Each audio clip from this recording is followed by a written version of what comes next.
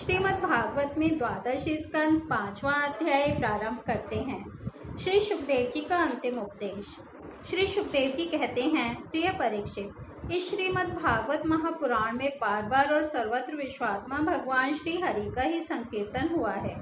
ब्रह्मा और रुद्र भी श्री हरि से पृथक नहीं हैं, उन्हीं की प्रसाद लीला और क्रोध लीला की अभिव्यक्ति हैं। हे राजन, अब तुम यह पशुओं की सी अविवेक मूलक धारणा छोड़ दो कि मैं मरूंगा। जैसे शरीर पहले नहीं था और अब पैदा हुआ और फिर नष्ट हो जाएगा, वैसे ही तुम भी पहले नहीं थे, तुम्हारा जन्म हुआ, तुम मर जाओगे। यह बात नहीं है। जैसे बीज से अंकुर और अंकुर से बीज की उत्पत्ति होती है, वैसे ही एक देह से दूसरे देह की और दूसरे देह से तीसरे की उत्पत्ति होती है।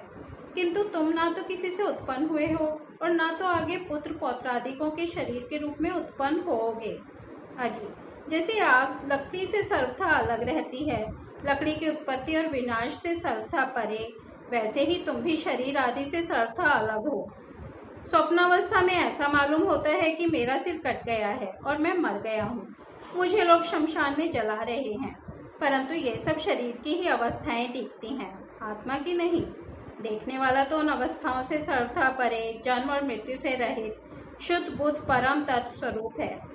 जैसे घड़ा फूट जाने पर आकाश पहले की ही भांति अखंड रहता है, परंतु घटाकाशता की निवृत्ति हो जाने से लोगों को ऐसा प्रतीत होता है कि वह महाकाश से मिल गया है।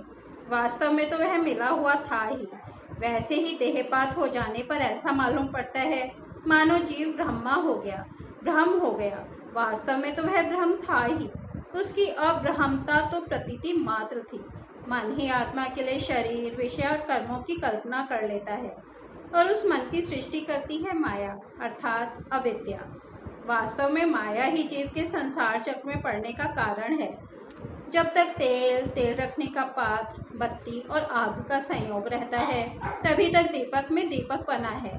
वैसे ही उनके ही समान जब तक आत्मा का कर्म, मन, शरीर और इनमें रहने वाले चेतना या ध्यानाभ्यास के साथ संबंध रहता है, तभी तक उसे जन्म मृत्यु के चक्र संसार में भटकना पड़ता है और रजोगुण, सत्गुण तथा तमोगुण की वृत्तियों से उसे उत्पन्न, स्थित एवं विनष्ट होना पड़ता है।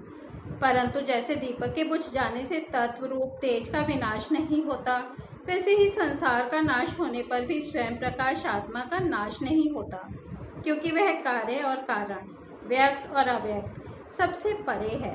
वह आकाश के समान सबका आधार है, नित्य और निश्चल है, वह अनंत है। सचमुच आत्मा की उपमा आत्मा ही है। हे राजन, तुम अपने विशुद्ध एवं विवेकवती बुद्धि को परमात्मा के चिंतन से भरपूर कर लो और स्वयं ही अपने अंतर में स्थित परमात्मा का साक्षात्कार करो। देखो, तुम मृत्युओं की भी मृत्यु हो, तुम स्वयं ईश्वर हो। ब्राह्मण के शाप से प्रेरित तक्षक तुम्हें भस्म न कर सकेगा। अजी, तक्षक की तो बात ही क्या, स्वयं मृत्यु और मृत्युओं का समूह भी तुम्हारे पास तक न फटक सकेंगे। तुम इस प्रकार अनुसंधान चिंतन करो कि मैं ही सर्वाधिष्ठान पर ब्रह्म हूँ, सर्वाधिष्ठान ब्रह्म मैं ही हूँ। इस प्रकार तुम अपने आप को अपने वास्तविक एक रस अनंत अखंड स्वरूप में स्थित कर लो। उस समय अपनी विशैली जीभ लपलपाता हुआ, अपने होठों के कोने चाटता हुआ तक्षक आए और अपने विषपूर्ण मुखों से तुम्हारे पैरों में डस ले, कोई परवाह नहीं। तुम अपने आप स्वरूप में स्थित होकर इस शरीर को और तो क्या, सारे विश्व को भी अपने से पृथक न देखोगे।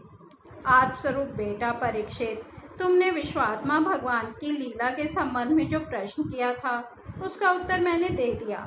अब और क्या सुनना चाहते हो। इस तरह से श्रीमद् भागवत में द्वादश स्कंद 5वां अध्याय समाप्त होता है। कल हम 6ठा अध्याय परीक्षित की परम गति, जन्मेजय का सर्प सत्र और वेदों के शाखा भेद सुनेंगे। तब तक हम यही विराम देते हैं। हरि ओम तत्सत।